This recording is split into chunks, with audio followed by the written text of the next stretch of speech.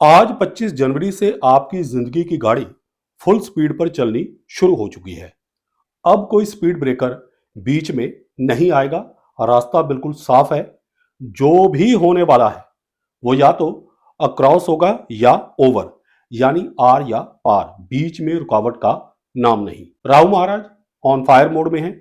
आपकी जिंदगी में बहुत कुछ तेजी से बदलने वाला है। अगर आप जानना चाहते हैं कि इन 126 दिनों में आपकी लाइफ में कैसे कैसे ट्विस्ट्स और कैसे कैसे टर्न्स आएंगे, या वो कौन सी उलझने और डर हैं जो आपको पीछे खींच सकते हैं, तो बने रहिए हमारे साथ इस विशेष एपिसोड राहु ऑन फायर के अंत तक, क्योंकि राहु महाराज अब आपकी जिंदगी की गाड़ी को पूरी गति से चलाने के लिए आ चुके हैं। नमस्कार, मैं हूं आचार्य प्रकाश दत्त और आप देख रहे ज्योतिष ज्ञान शास्त्र। उम्मीद करता हूं कि महादेव की कृपा से आप सकुशल होंगे। तुला राशि वाले सभी दर्शकों का हार्दिक स्वागत है। राहु महाराज की चाल की बात करें तो इस समय राहु महाराज आपके 5वें भाव में कुंभ राशि में शतभिषा नक्षत्र के तीसरे चरण में ट्रांजिट कर रहे हैं। 25 जनवरी से लेकर 30 मई के बीच राहु महाराज 63 दिनों के दो अलग अलग फेजेस में शतभिषा नक्षत्र के तीसरे और दूसरे चरण में ट्रांजिट करेंगे। बात सिर्फ नक्षत्र चरण बदलने की नहीं है। इस ट्रांजिट में आपके जीवन में कुछ ऐसे रोमांचक मोड़ आएंगे कि आप हैरान रह जाएंगे। तो चलिए जानते हैं कि एग्जैक्टली इन दो फेजेस में कौन कौन से धमाकेदार मोड़ आपके जीवन में दस्तक देने वाले हैं। इससे पहले कि हम आगे आने वाले समय की बात करें, एक नजर उन 63 दिनों पर भी डाल लेते हैं जो 23 नवंबर 2025 से चल रहे हैं और 24 जनवरी को समाप्त होंगे, ताकि आपको इस बात का साफ साफ आइडिया हो जाए कि 25 जनवरी से पहले राहु ने आपके जीवन में क्या क्या किया और 25 जनवरी के बाद राहु क्या क्या करने वाला है। एक्चुअली 25 जनवरी से पहले राहु महाराज शतभिषा नक्षत्र के चौथे चरण में थे और यहां नवांश बनता है मीन राशि का। मीन राशि तुला राशि वालों की कुंडली में, यानी आपकी कुंडली में 6th हाउस में पड़ती है, और यही वजह थी कि इन 63 दिनों में जीवन की हलचल 5th हाउस से शुरू होकर 6th हाउस की रुकावटों और चुनौतियों में उलझती चली गई। यह समय तुला राशि वालों के लिए ठीक ऐसा था मानो एक बढ़िया जीटी रोड पर कदम कदम पर स्पीड ब्रेकर लगा दिया जाए, चाहकर भी स्पीड ना बने। 5th हाउस में कुंभ जैसी विद्रोही राशि, क्रांतिकारी ग्रह राहु का ज्वालामुखी जैसे धधकते नक्षत्र शतभिषा के ऊपर ट्रांजिट आपको आइडियाज भी दे रहा था और आपके अंदर एक्साइटमेंट भी जगा रहा था। लेकिन 6th हाउस से रिलीज हो रही एनर्जी हर फैसले से पहले एक सवाल खड़ा कर रही थी, अगर गलत हो गया तो। यही कारण है कि इस दौरान आपके सामने मौके तो आए लेकिन पूरे नहीं आए, आधे खुले आधे बंद। कभी ट्रेडिंग या शेयर मार्केट में शॉर्ट टर्म इन्वेस्टमेंट में लाभ कमाने का चांस आपके सामने आया, जो रिस्की तो था पर आपको लाभ दे सकता था, परंतु आपने क्या किया? आपने उसे देखा, समझा और खुद से कहा अभी नहीं, अभी माहौल ठीक नहीं है। इस बीते समय में कभी कोई बहुत ही बढ़िया क्रिएटिव आइडिया आपके दिमाग में जरूर आया होगा जो आपको एक अलग पहचान दिलवा सकता था, लेकिन उसी समय कोई काम, कोई बहस या कोई ऐसी टेंशन बीच में आ गई और वो आइडिया वहीं का वहीं रुक गया। आप गौर करना, 23 नवंबर 2025 से लेकर 24 जनवरी 2026 के बीच कमोवेश यही पैटर्न तुला राशि वालों के साथ चलता रहा होगा। अपनी लव लाइफ को ही ले लीजिए। कहने को तो बहुत कुछ था, लेकिन कहने से पहले ही कॉन्फ्लिक्ट का डर आपके मन में आ गया। नतीजा, दिल की बात दिल में ही रह गई और माहौल जो था वो हैवी होता चला गया। बच्चों से जुड़ी बातों में या तो एक्सपेक्टेशन ज्यादा हो गई या सिचुएशन ही इतनी उलझ गई कि आप चाहकर भी कुछ नहीं कर पाए। कई तुला राशि वालों को इस समय के दौरान संतान की शिक्षा या विवाह को लेकर मानसिक दबाव झेलना पड़ा होगा, लेकिन इन सबके बावजूद भी सिचुएशन काफी हद तक संभलती रही, क्योंकि इस समय के दौरान यानी 25 जनवरी से पहले राहु की उग्र एनर्जी मीन नवांश से रेगुलेट हो रही थी और मीन राशि का स्वभाव है खुद को पीछे खींच लेना, झगड़ों को आगे ना बढ़ाना और चीजों को बहने ना देना। इसी बात का तुला राशि वालों को फायदा भी बहुत हुआ। कई बातें जो आपका बहुत बड़ा नुकसान करवा सकती थी, वो बस थोड़ी बहुत डिस्टरबेंस देकर रुक गई। या तो हालात आगे ही नहीं बढ़े, या फिर आप ही किसी बड़े फैसले से रुक गए। कई तुला राशि वालों के प्रेम संबंध टूटने की कगार से वापस आ गए, या फिर हल्की फुल्की नोक-झोंक के साथ बीच में अटके रहे। लेकिन इस बात से भी इनकार नहीं किया जा सकता कि कई मौके आपके हाथ से फिसल भी गए। आपके कई प्लान्स साइलेंट हो गए, और कुछ रिस्क जो उठाकर आप लाभ कमा सकते थे, आपने उठाए ही नहीं। जैसे किसी को प्रपोज करना था, वो कर ही नहीं पाए। शेयर मार्केट में कैलकुलेटिव रिस्क लेकर लाभ कमा सकते थे, लेकिन मौका हाथ से निकल गया। स्टूडेंट्स अपने सब्जेक्ट या डायरेक्शन को लेकर डिसीजन लेना चाहते थे, लेकिन चूक गए। कोर्ट कचहरी या कानूनी मामलों की बात करें तो उसमें भी 24 जनवरी तक कोई विशेष हलचल दिखाई नहीं दी। इसके अलावा इस दौरान नौकरी पेशा लोग चाहकर भी कोई बड़ा इंक्रीमेंट, प्रमोशन या ब्रेक थ्रू हासिल नहीं कर पाए। कुल मिलाकर 25 जनवरी से पहले के ये 63 दिन ना तो पूरी जीत थे और ना ही पूरी हार। ये वो फेज था जहां आप बच भी गए और आगे बढ़ने से रुक भी गए। लेकिन अब जबकि 25 जनवरी को राहु महाराज शतभिषा नक्षत्र के तीसरे चरण में कदम रखकर फेज 1 की शुरुआत कर चुके हैं, तो मामला आर पार का हो गया है। अब टाल मटोल की 1% भी गुंजाइश नहीं बची है। यह पहला फेज तुला राशि वालों के जीवन में कई धमाकेदार और निर्णायक बदलाव लेकर आएगा। 25 जनवरी से शुरू हो चुके इस फेज की कुल अवधि है 63 दिनों की, और यह समाप्त होगा 28 मार्च को। इस फेज के सकारात्मक और नकारात्मक पक्ष को समझने के लिए एक बात बहुत ही ध्यान से समझ लीजिए कि इस फेज में कोई भी स्पीड ब्रेकर नहीं है। घटनाएं बड़ी तेजी से होंगी, फैसले बड़ी तेजी से लिए जाएंगे, और नतीजे भी बड़ी तेजी से सामने आएंगे। मेरी नजर में ये 63 दिनों का पहला फेज सबसे ज्यादा निर्णायक है। इसमें कुछ भी ऐसा नहीं है जिसे सीधा सीधा बुरा कहा जाए, लेकिन लापरवाही आपको बहुत ही भारी पड़ सकती है। देखिए, इस फेज में नवांश भी कुंभ राशि का है और गोचर भी कुंभ राशि में हो रहा है, यानी तुला राशि वालों का 5वां भाव पूरी तरह से राहु महाराज के ऑन फायर मोड के कंट्रोल में रहेगा।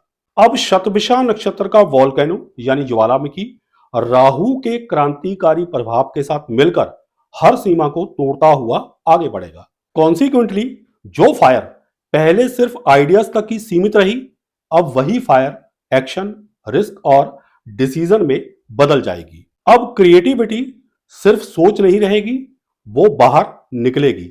आप कुछ ऐसा करने की हिम्मत करेंगे जो आपने पहले कभी नहीं किया। Share market, trading, speculation, short term investment, इनमें अब स्पेक्टेटर मोड खत्म होंगे। मींस कि अब आप 25 जनवरी से पहले की तरह सिर्फ सोचते नहीं रहेंगे, अब आप एक्शन लेंगे। अब या तो कैलकुलेटेड रिस्क होगा या फिर साफ इनकार। बीच में लटके रहने का कोई ऑप्शन नहीं बचेगा। Creative field, content writing, teaching, performance की बात करें तो अब आपकी ओरिजिनलिटी सामने आएगी, और इसका रिस्पॉन्स भी मिलेगा या तो तारीफ में या फिर सीधे रिजेक्शन में। तुला राशि के फिल्म इंडस्ट्री से जुड़े लोग, विशेष करके स्टोरी राइटर, एक्टर, निर्देशक या सिंगर, इस फेज में बहुत ही बढ़िया परफॉर्म कर पाएंगे। प्रेम प्रसंगों की बात करें तो लव लाइफ में अट्रैक्शन तेज होगा। फीलिंग्स दबाकर रखने की कैपेसिटी आपकी खत्म होगी। अब या तो बात खुलेगी या फिर रिश्ता खुद ब खुद निर्णायक मोड़ पर पहुंच जाएगा। जिन लोगों की जन्म कुंडली में शनि, शुक्र और राहु अच्छी पोजीशन में है, उनको बहुत ही लाभ मिलेगा। इस फेज में टूटने की कगार पर पहुंच चुके प्रेम संबंध भी बच जाएंगे। इवन अगर किसी का प्रेमी छोड़कर जा चुका है या प्रेमिका छोड़कर जा चुकी है, तो उनके वापसी के चांसेस भी ब्राइट है। बच्चों से जुड़े मामलों की बात करें तो उनकी एजुकेशन, करियर चॉइस या फ्यूचर प्लानिंग को लेकर अब इमोशनल नहीं, प्रैक्टिकल डिसीजन लिए जाएंगे। अब जैसे जैसे 5th हाउस में एक्शन बढ़ेगा, वैसे वैसे 6th हाउस भी पूरी तरह से एक्टिव होगा। कोर्ट कचहरी, legal notice, paper work, loan, EMI या पुराने डिस्प्यूट जिन पर 25 जनवरी से पहले धूल जमी हुई थी, अब उनमें मूवमेंट देखेगा जो आपकी फेवर में जाएगा। लेकिन ध्यान रहे, अब हेल्थ के मामले में लेजीनेस नहीं चलेगी। स्ट्रेस, स्लीप डिस्टर्बेंस, इंडाइजेशन या एंजाइटी अगर पहले से है तो अब इग्नोर करना आपको भारी पड़ सकता है। मींस की इस फेज में अपनी हेल्थ का विशेष ख्याल रखें। शत्रुओं और कंपटीशन की बात करें तो अब हिडन राइवलरी सामने आएगी। ऑफिस पॉलिटिक्स, जेलसी, कंपैरिजन अब पर्दे के पीछे नहीं रहेगा, लेकिन बावजूद इसके जीत आपकी ही होगी। कॉम्पिटिटिव एग्जाम्स, इंटरव्यूज और सिलेक्शन प्रोसेस में अब आपकी प्रेपरेशन का असली रिजल्ट सामने आएगा। ये फेस ट्राई का नहीं बल्कि रिजल्ट का है। लेकिन एक बहुत ही जरूरी बात समझ लीजिए, वो ये है कि इस पूरे फेज में राहु का उतावलापन और शतभिषा नक्षत्र का गड़े मुर्दे उखाड़कर हर बात पर शक करने वाला रवैया अगर कंट्रोल में नहीं रहा तो वही एनर्जी जो आपको आगे बढ़ा सकती थी, रिश्ते तोड़ सकती है, कानूनी उलझने बढ़ा सकती है और बेवजह दुश्मन खड़े कर सकती है। ख्याल रखिए कि इस फेज में हर लड़ाई को लड़ना जरूरी नहीं है, हर सच को बोलना जरूरी नहीं है और हर रिस्क को उठाना भी जरूरी नहीं है। देखिए, इसमें कोई शक नहीं है कि ये फेज आपको रोकने नहीं आया है, लेकिन अगर बैलेंस बनाकर नहीं रखा तो चीजें जितनी तेजी से इस फेज में बनेंगी, यानी आपके काम जितनी तेजी से इस फेज में बनेंगे, उतनी ही तेजी के साथ बिगड़ भी सकते हैं। दूसरे फेज की बात करें तो ये भी पूरे 63 दिनों का ही है। ये शुरू होगा 29 मार्च से और खत्म होगा 30 मई को। जैसे ही राहु महाराज 29 मार्च को शतभिषा नक्षत्र के दूसरे चरण में प्रवेश करेंगे तो मकर नवांश के एक्टिवेट होने से इस कॉम्बिनेशन का प्रभाव आपके 4th हाउस पर पड़ने लग जाएगा। चतुर्थ भाव के सक्रिय होते ही फेज 1 में जिन मामलों में आप बाहर की दुनिया में लड़ रहे थे, अब वही लड़ाई अंदर की दुनिया में शिफ्ट हो जाएगी। अब आपका फोकस रहेगा सुकून, स्थिरता, मानसिक शांति और जमीन के नीचे छिपी सच्चाइयों पर। फेज 1 में जो फैसले एक्साइटमेंट, रिस्क और रिएक्शन में लिए गए थे, फेज 2 में उन्हीं फैसलों का इमोशनल कॉस्ट आपके सामने आएगा। अब सवाल ये नहीं होगा कि मैंने सही किया है या गलत, अब सवाल यह होगा कि इन सब के बाद मुझे चैन मिल रहा है या नहीं। घर, परिवार, मां, प्रॉपर्टी, व्हीकल और इनर पीस, अब यही आपका मेन स्टेज होगा, यानी आपके मुख्य मुद्दे होंगे। फेज 1 में अगर किसी के प्रेम के रिश्ते में दरार पड़ी थी तो अब वो इस दूसरे फेज में आपको बहुत ही ज्यादा इमोशनल पेन देगी। इसीलिए मैंने फेज 1 की प्रेडिक्शन करते समय राहु के उतावलेपन से बचने की सलाह दी थी। घर के माहौल की बात करें तो इस समय के दौरान या तो घर का माहौल अचानक हल्का होगा या फिर दबा हुआ तनाव खुलकर सामने आएगा। राहु की यही फितरत है। घर के अंदर की लड़ाई घर के बाहर तक जा सकती है और अंदर दबा तनाव आपकी हेल्थ पर भी बुरा असर डाल सकता है। Property, land, flat, shifting, renovation या किसी पुराने घरेलू डिस्प्यूट में अब डिसीजिव मूवमेंट देखेगा, यानी निर्णायक फैसला लिया जाएगा। कई तुला राशि वालों को घर बदलने, जगह बदलने या फैमिली स्ट्रक्चर को रीडिफाइन करने का फैसला लेना पड़ सकता है। टॉप वेरिएंट की बड़ी गाड़ी, बड़ा बंगला जैसे सपने इस फेज में पूरे हो सकते हैं, भले ही कर्ज के साथ। मेंटल एंड इमोशनल आउटकम की बात करें तो फेज 2 सबसे पहले दिमाग पर असर डालेगा। जो बातें फेज 1 में दबा दी गई थी, अब वो चुपचाप अंदर से सवाल बनकर उभरेंगी। कम नींद, बेचैनी, रेस्टलेसनेस या एक अजीब सा एम्प्टीनेस फील होना इस फेज का नाजुक संकेत हो सकता है। इस फेज में आपके जीवन के कुछ कटु सत्य आपको अंदर ही अंदर विचलित कर सकते हैं, लेकिन याद रखिए ये ब्रेकडाउन नहीं है, ये एक तरह की रीस्ट्रक्चरिंग है। मकर नवांश राहु को डिसिप्लिन देता है। अब लाइफ आपको इमोशनली टेस्ट करेगी। अब लाइफ आपसे पूछेगी कि क्या आप अपने जीवन की कुछ कड़वी सच्चाइयों को एक्सेप्ट करके आगे बढ़ सकते हो। वास्तव में 63 दिनों का ये समय हर प्रकार की गिल्ट को त्याग कर सच्चे मन से आगे बढ़ने का समय है। इस फेज में अगर आप रियलिटी से भागने की कोशिश करेंगे तो चौथा भाव आपको चैन नहीं लेने देगा। ये फेज ना तो ईगो का है और ना ही एस्केप करने का। इसमें जरूरत पड़ेगी एक्सेप्टेंस की।